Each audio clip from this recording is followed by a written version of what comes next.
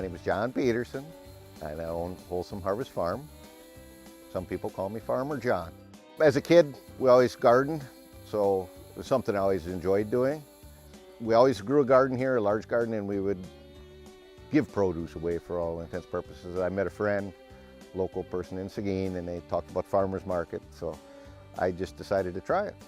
I really enjoyed it, so I kept going bigger and bigger and bigger, and eventually I took this over as my living.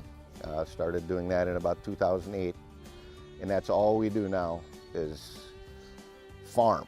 And it's just me and my son, Dane, who he runs the egg operation for the most part, and then I do all the vegetables. Of course, he helps with all that. I love being outside, even in the miserable weather, whether it's raining and cold in the winter or blazing hot in the summer, just being in touch with nature. Putting plants in the ground or seeds in the ground and watching what comes later to me, is one of the best things about farming.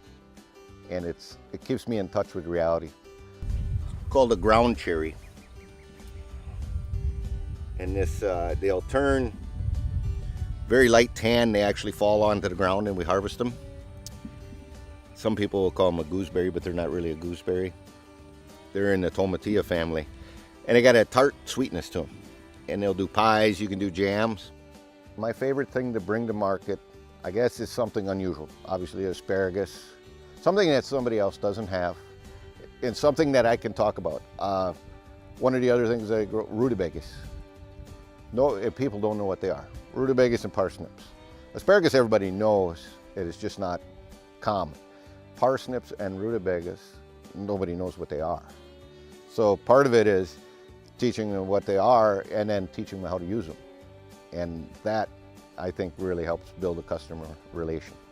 And I really appreciate when customers ask, how do you grow, what do you grow, and so forth. So that's something I really try to communicate with my customers, is how we grow our crops and try to instill in them, even to ask other vendors how they grow their things and keep them or maintain their land and so forth.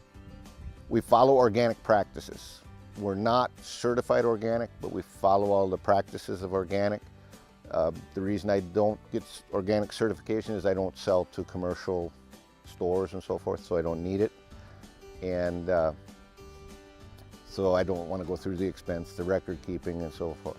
And I do that for me, not necessarily for the customers, but I eat everything I grow. So that is my biggest key to doing it, is I want my family eating the best quality products out there.